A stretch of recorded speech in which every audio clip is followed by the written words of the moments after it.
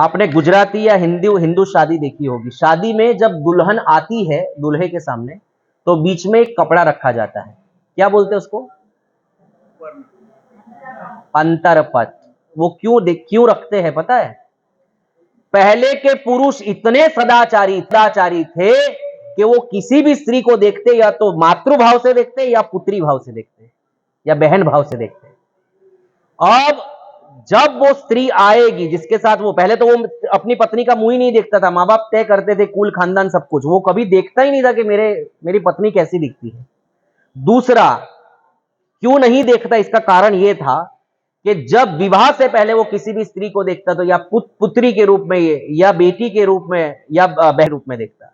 अब जब वो उसको देखता पहली बार शादी से पहले तो या तो उसको मातृभाव से देखना पड़ता या बहन बेटी के भाव से देखना पड़ता, तो फिर विवाह क्या?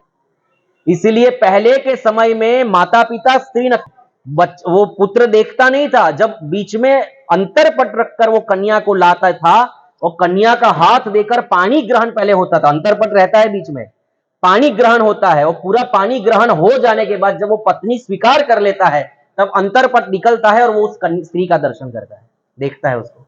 ये हमारे सनातन धर्म का नियम है। લગનમાં તો જઈએ છે પણ કોઈ પૂછવાનું જ નહીં કે આ શેના માટે થાય છે। આપણે શું, આપણે તો ગુલાબ જાંબુ ખાઈને આવો ભાઈ, આપણે તેલ લેવા ગયા, મહારાજને તેલ લેવા ગઈ વિધિ। ये हमारा पतन हुआ है, इसमें प्रसन्नता की बात नहीं है, हमारा डिग्रेडेशन हुआ, हमारा पतन हुआ, हमको कुछ नहीं पता। इतने शुद्ध पुरुष होते थे कि वो किसी स्त्री को इस नजर से नहीं देखते थे। इसलिए विवाह के समय अंतरपट रखना पड़ता था कि अगर गलती से भी देख लिया तो मां बहन मानी जाएगी, उससे विवाह नहीं होगा फिर। और आज तो माँ बाप की भी जरूरत नहीं है, वो दोनों चाहे किसी भी जाति के हो, हाँ, ब्राह्मण कन्या हो और नीच कुल का आदमी हो तो भी शादी कर लेते हैं। इससे जो संतान उत्पन्न होती है वो वर्ण संकर होती है। संकरेव नरकाएव कुलज्ञाना कुलस्य च पतन्ति पितरो ये शलुप्त पिंडोदक क्रिया। गीता प्रथम अध्याय। स्त्रीषु दुष्टासु वार्ष्णेय जायते वर्ण संकर संकर नरकाएव कुलज्ञाना कुलस्य च पतन्ति पितरो ये शलुप्त पिंडोदक क्रिया। गीता में भगवान अर्जुन कह रहे हैं कि ये स्त्री जो है वो अवांछित पुरुषों से मिलेगी तो वो वर्ण संकर बच्चे पैदा करेगी और वो पिंडदान कर नहीं सकती क्योंकि पिंडदान करने का अधिकार वर्ण संकर को नहीं है।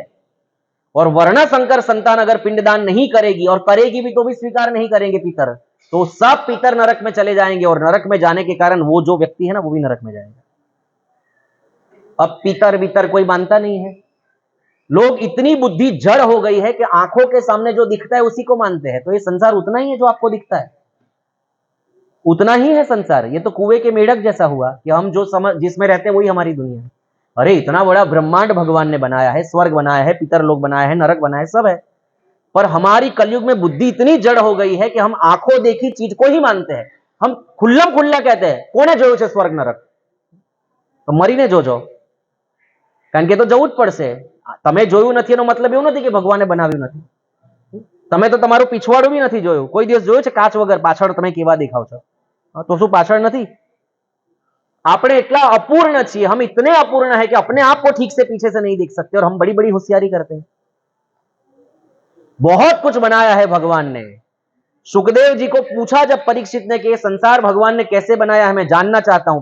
तो सुखदेव जी ने कहा कि मुझे देवताओं की आयुष्य मिले तो भी मैं इस संसार को कैसे रचा गया है वो बता नहीं सकता, इतना विशाल ब्रह्मांड है। तो सब भरा हुआ है, पूरा संसार भरा हुआ है, कुछ खाली नहीं है। पर हम यही मानते हैं कि भाई हमने तो देखा नहीं इसलिए नहीं है।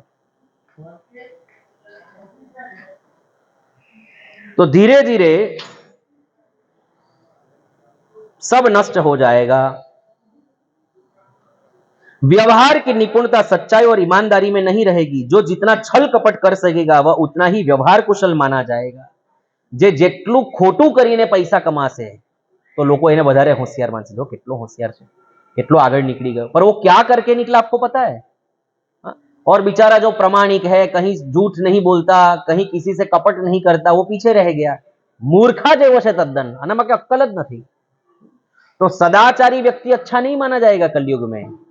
जो सबसे झूठा होगा वो अच्छा माना जाएगा। और है आजकल यही चल रहा है। स्त्री और पुरुष की श्रेष्ठता का आधार उसका शील संयम न होकर केवल रति कौशल होगा। कौन कितनी लड़कियों को लेकर घूम रहा है, उसी में उसका पौरुष माना जाएगा। कितनी लड़कियों को बिगाड़ रहा है, कितनी लड़की कितने लड़कों को बिगाड़ रही है। आजकल तो ये रेशियो ज्यादा है, लड़के लड़कियों को बिगाड़े उससे ज्यादा रेशियो लड़कियां लड़कों को बिगाड़े उसका ज्यादा है। तो उस रति कौशल यानी कौन एक्सपर्ट किसको माना जाएगा, होशियार किसको माना जाएगा, जो जितने ज्यादा लफड़े करेगा उसको ज्यादा होशियार माना जाएगा। ब्राह्मण की पहचान उसके गुण स्वभाव से नहीं यज्ञोपित से हुआ करेगी, यज्ञोपवीत से हुआ। वो ब्राह्मण शुद्ध है, ऊंचे कुल